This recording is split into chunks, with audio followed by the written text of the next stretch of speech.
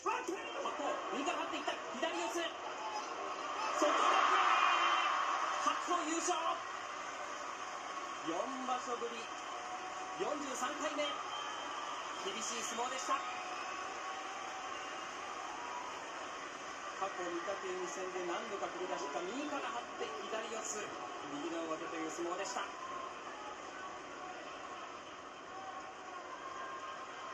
だいまの決まり手は外掛けで白鵬の勝ち。上位陣休場相次ぐ中、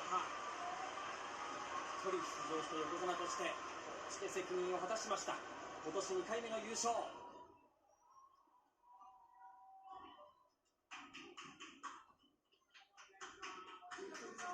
右から張ってという相撲でしそうですね。右から張ってきましたね。でも厳しい相撲でしたね。はい。今白鵬がこうして支度部屋に戻らずにインタビュールームに向かってくれましたので、この後白鵬の